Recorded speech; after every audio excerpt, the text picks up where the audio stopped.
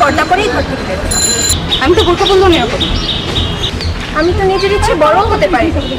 আমার স্বপ্ন ছিল সাংবাদিক হওয়ার, হতে পারেনি, কারণ আমার বাবা মার ধারণা নারীদের জন্য যথেষ্ট নিরাপদ না সাংবাদিক।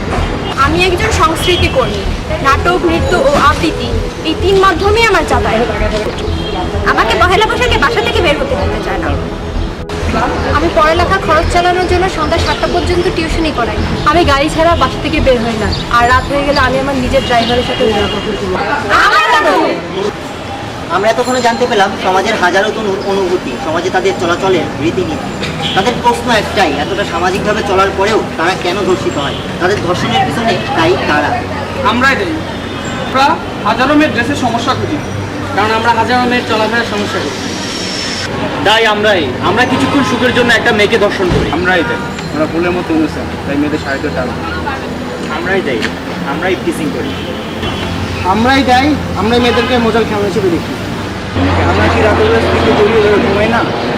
আমরাই দেই মেয়ে মানুষ কি তেঁতুলের মতো যে তাদের দেখলে আমাদের জিভে জল চলে আসবে? আমরা কি আসলেই স্বাধীন? আমরা বেঁচে নেই, আমরা মৃত। তাই আমরা মনুষ্যত্বহীন আচরণ করি। প্রশ্ন করা বন্ধ করি, আগে নিজেদের পরিবর্তন করি, তারপরে অন্যদের বলি। আমরা সবাই সেই দিনটার অপেক্ষায় আছি যেদিন আমরা সবাই বলতে পারবো শাস্তি হয়েছে, আমাদের বোন তনু হত্যার বিচার আমরা পেয়েছি।